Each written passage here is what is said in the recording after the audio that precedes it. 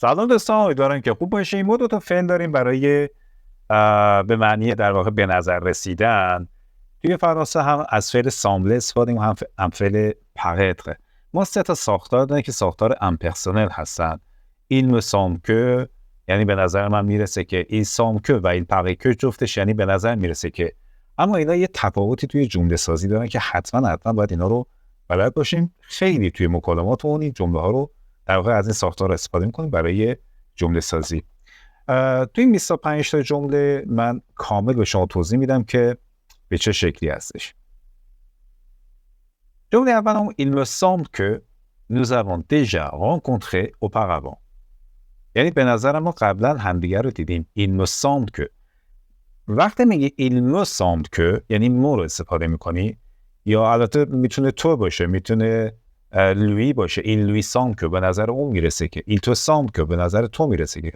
در حال اگر یک ضمیر اینجا قبل از سامبل استفاده کنید، وجه فعلی که میخواید استفاده کنید باید اندیکاتیو باشه، یعنی اخباری باشه، یعنی وجه سوبژانکتیو یا التزامی نباید بیاریم اگر این مو قبل از سامبل باشه. il me semble que nous avons déjà rencontré auparavant. déjà یعنی قبلا، auparavant هم یعنی سابق بر این.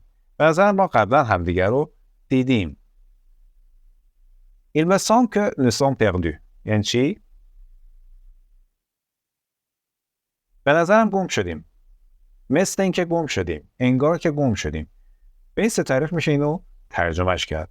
il me semble que nous sommes perdus. دقت کنید nous sommes perdus اصلا التزامی نیستش، بچه اندیکاتیفه.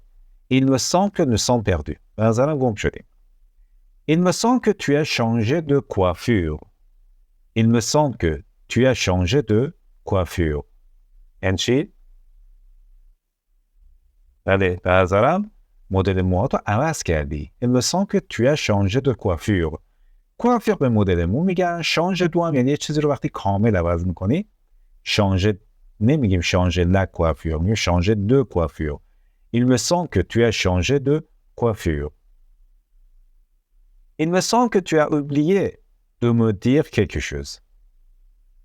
il me semble que tu as oublié de me dire quelque chose. یعنی چی؟ یعنی به نظرم یادت رفت یه چیزی به من بگی. il me semble que tu as oublié de me dire. یادت رفت که به من بگی. مثلا این کی که در واقع ما فارسی استفاده میکنیم تو زبان فرانسه با دو هم میگیم که خیلی راحت تره. il me semble que tu as oublié de me dire quelque chose. به نظرم یادت رفت چیزی به من بگی. حالا il paraît que هم مثل il me semble que بعدش باید اندیکاتیو بیاریم، یعنی سوبژانکتیو نمیاریم. اینم مثل اندیکاتیو میاریم. il paraît que la nouvelle est fausse. یعنی چی؟ یعنی به نظر میرسه که این خبر کذب باشه، دروغ باشه. il paraît que این جمله رو میتونستم بگم il me semble que la nouvelle est fausse. nouvelle ببین اسم لا گرفته دیگه، بس اسم یعنی خبر. fausse هم مؤنث فو هست یعنی دروغ. il paraît que la nouvelle est fausse. یا مثلا il paraît que la réunion a été reportée. il paraît que la réunion a été reportée. یعنی چی؟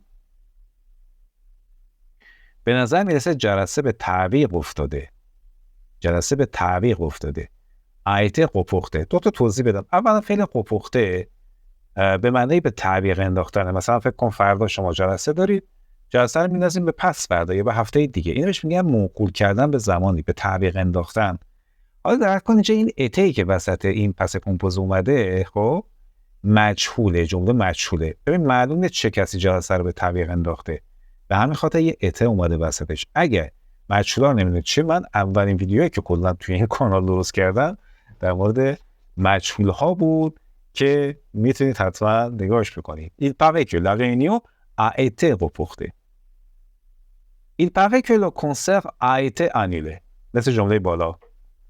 il paraît que le concert a été annulé. گویا کنسرت کنسل شده. کنسل کردن تو فرانسه میشه انوله. باز اینجا چون مجهوله معلومه چه کسی لغو کرده یا کنسل کرده کنسرت رو. به همین خاطر یه اته وسطش اومده.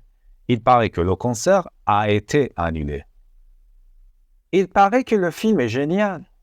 il paraît que le film est génial. مثل اینکه فیلم فوق‌العاده‌ایه، فیلم خیلی خوبیه. ژنیال یعنی خیلی خوب. همش نگیم très bien très bon. صفت‌های خیلی زیادی داره که فرانسوی بیشتر اینا رو استفاده میکنن، مثل ژنیال.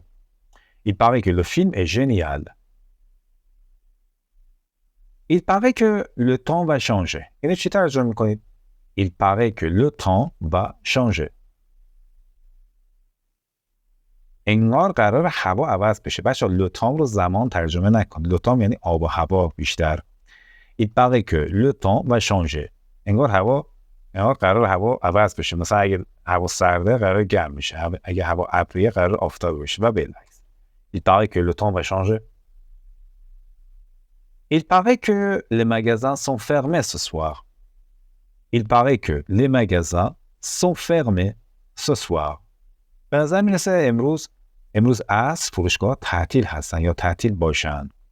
Il paraît que les magasins sont fermés ce soir. مثلا خیلی برف اومده یا خیلی بارون اومده، مغازه‌ها احتمالاً بستن. به نظر میرسه که il paraît que les magasins sont fermés ce soir. Il paraît que les prix ont augmenté récemment. Il paraît que les prix ont augmenté récemment. انگار قیمت‌ها اخیراً بالا رفتن، زیاد شدن. زیاد شدن قیمت. augmenté فعلش هم با کمکش هم با avoir ثبت میشه. Il paraît que les prix ont augmenté récemment. récemment یعنی همین تازگی‌ها. Il paraît qu'elle a perdu son téléphone. Il paraît qu'elle a perdu son téléphone. انگار گوشیشو گم کرده. دقت کنید وقتی که میرسه به ایل یا ال، خب حالا چه مفردش چه جمعش فرق نمیکنه. این که آپوستروف میشه میشسته به زمین. یعنی ما که ال نده میشه کل. این که تبدیل به که آپوستروف میشه. Il paraît qu'elle a perdu son téléphone. ببینید چقدر جمله میتونید با همین جمله آخر مثلا بسازید. فکر کنید که کلیداشو گم کرده. به نظر میرسه کلیداشو گم کرده. Il paraît qu'elle a perdu son téléphone. ses clés. به نظر میرسه که من کلیدام گم کردم. Il paraît que j'ai perdu mes clés. Il paraît que j'ai perdu mes lunettes. انگار که من عینکمو گم کردم. Il paraît qu'elle a trouvé un nouvel emploi. Il paraît qu'elle a trouvé un nouvel emploi. به نظر میرسه که اون یه کار جدید پیدا کرده. یا مثل اینکه اون یه کار جدید پیدا کرده. Il paraît qu'elle a trouvé un nouvel emploi. Il paraît qu'elle est enceinte. یعنی چی؟ Il paraît qu'elle est enceinte. enceinte بچه یعنی چی؟ یعنی باردار، حامله. یعنی انگار بارداره، انگار حامله است. خانومه. Il paraît qu'elle est enceinte. Il paraît qu'il a raté son examen. Il paraît qu'il a raté son examen.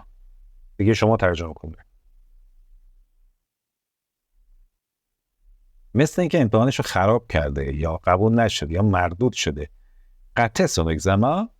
مثلا قطع در اصل بچه یعنی از دست دادن. مثلا شما میخواید سوار اتوبوس از دست میدید، دیر میرسید یا قطار از دست میدید، میشه قطع. اما قطع در مورد امتحانا از دست دادن امتحان یعنی خراب کردن، قبول نشدن. Il paraît qu'il a raté son examen. و برعکس قطع چی میشه؟ دوست داشتید تو کامنت ها بگذارید اگه بلدید. Il paraît qu'ils ont déménagé. Il paraît qu'ils ont déménagé. آفرین. به نظر میرسه اسباب کشی کردن. اونا اسباب کشی کردن. déménager یعنی از یه محلی رفتن، از یه خونه‌ای رفتن. Il paraît qu'ils ont déménagé. Il paraît qu'ils se sont disputés. Il paraît qu'ils se sont disputés. به نظر میرسه که اونا با هم دعوا کردن. فعل دو ضمیره se disputer یعنی با هم دیگه جر و بحث کردن، دعوا کردن. البته se disputer به معنی کتک کاری نیست، به معنی در واقع چیزه، یعنی دعوای لفظی کردن، سر هم دیگه داد زدن اینا. Il paraît qu'ils se sont disputés. همونطور که می‌بینید فعلای دو ضمیر همشون با ات ثبت میشن. اگه نمی‌دونید فعل دو ضمیره رو چجوری بسازی، اصلا فایدهش چیه، کاربردش چیه، توصیه می‌کنم ویدیو رو حتما ببینی. Il paraît qu'ils vont se marier. Il paraît qu'ils vont se marier. انگار قرار ازدواج کنن در آینده نزدیک. ببینید بچه‌ها این فیتور پوشه. شما بعد از این paraît که میتونید هر زمانی بذارید، زمان حال بذارید، گذشته بذارید، آینده بذارید. هیچ محدودیتی نداره. Il paraît qu'ils vont se marier. انگار قراره ازدواج کنن. حالا میرسیم بچه به il semble que. اگر il semble que آخر قبلش مو نداره، نمیگیم il me semble que. اگه il semble que رو تنها استفاده کنید حتما دیگه باید سوبژانکتیو استفاده کنید. اگه باز نمیدونید که کاربردهای سوبژانکتیو چیه و چجوری باید بسازیمش، این ویدیو رو توصیه میکنم حتما ببینید. Il semble que ce soit le bon moment pour partir. یعنی انگار برای رفتن زمان خوبیه، یعنی بهتره که الان بریم. Il semble que بعد از il semble que دیگه نمیگیم c'est le bon moment، میگیم ce soit. اینجا دیگه باید فعل سوبژانکتیو رو با il semble que بلد باشی. چقدر این il semble que استفاده میشه، پس باید سوبژانکتیو هم یاد بگیرید دیگه، چیز خاصی نیست. Il semble que ce soit le bon moment pour partir. بچه‌ها ببینید زمان رو که میخواید تو جملاتون استفاده کنید نمیگید تام یعنی آب و هوا، مومان رو استفاده کنید بیشتر. خب تام یه کاربردهای خاصی داره وقتی در مورد زمان استفاده میشه، به جاش از مومان استفاده کنید. Le bon moment pour partir. Il semble que le temps se soit amélioré. باز ببینید که تام اومد چی ترجمه میکنیم؟ آب و هوا. انگار هوا بهتر شده. Il semble que le temps se soit amélioré. خب s'améliorer یعنی بهتر شدن. s'améliorer دو ضمیر است. و همونطور که گفتیم فعل دو ضمیره با ات ثبت میشن گذشتهشون. حالا اینجا نمیگیم که le temps s'est amélioré، بلکه ce soit amélioré. فعل ات و avoir و حداقل سوبژانکتیفش رو کاملا بلد بشید بچه‌ها.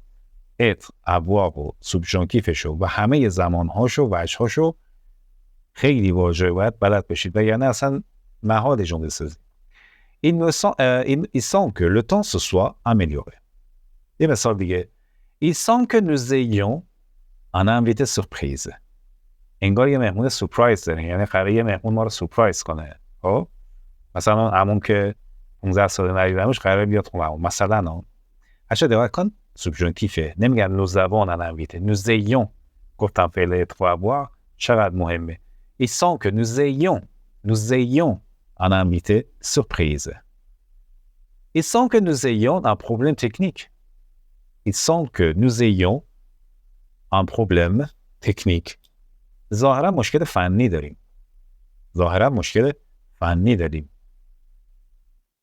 Il semble que nous soyons en retard یا en retard. یعنی انگار دیر اومدیم. حالا اینجا فعل être رو ما اومدیم سوبژانکتیو کردیم. به جای اینکه بگیم nous sommes en retard، nous soyons en retard. سوبژانکتیوشه دیگه فعل être. Il semble que nous soyons en retard. خب بچه‌ها شما شاید الان بگید خب ما اصلا همون il me semble que رو استفاده میکنم یا il paraît que رو که اصلا نیاز به سوبژانکتیو نداره استفاده کنم. باشه برو استفاده کن.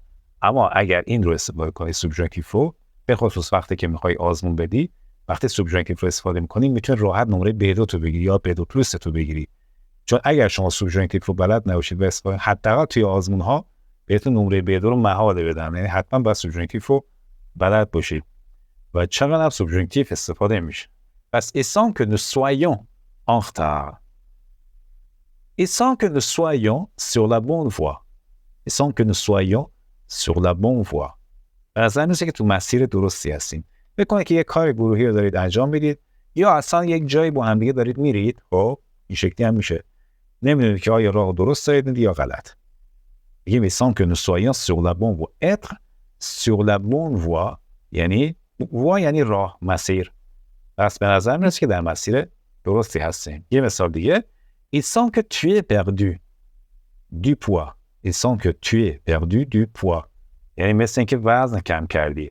ببینید ای بچه‌ها فعل avoir نمیگیم tu as perdu، میگیم tu es perdu. گفتم دیگه بعد il semble que فعل être و avoir هر چی بیارید باید سوبژانکتیو باشه. Il semble que tu es perdu du poids. perdre du poids یعنی وزن کم کردن، لاغر شدن. خب بچه‌ها این جمله که تموم شد 25 تا. ببین یه جمله رو براتون گذاشتم. به این سه طریق گفتم باید اینو چیکار کنید، ترجمهش کنید. تو کامنت ها لطفا برای من بگذارید اگه دوست دارید که ببینم درست نمیشه یا نه. یعنی هم با il me semble que، هم با il paraît que، هم با il me semble que. ببینیم چه تفاوت‌هایی ایجاد میشه این جمله رو. بچه‌ها سعی کنید نرید دنبال نمیدونم گوگل ترنسلیت و نرم افزارهای ترجمه و اینها. خودتون سعی کنید که بنویسید. اگر اشتباه نوشتید مهم نیست. مهم اینه که خودتون بدون که برید کمک بگیرید از کسی یا چیزی این جمله رو میتونید برای خودتون بنویسید. اگه غلط هم شد هیچ مهم نیست، چون که دارید یاد میگیرید. زبان اول ممکنه زبان مادریمون نیست، زبان دومه. پس از اشتباه کردنمون باید خوشحال باشیم، نه اینکه بگیم به ما میخندن اشتباه کن. اگه اینجوری فکر کنی هیچ وقت زبان یاد نمیگیری. به نظر میرسه که هوا سرد شده است. اینو برای من به 3 طریق بنویس. امیدوارم که ویدیو رو بتونید با هر کدوم از این مو پاره که، این مو سام که، این سام که در واقع جمله های بیشتری بسازید و فرانسه‌تون روز به روز بهتر کنید. Merci et au revoir.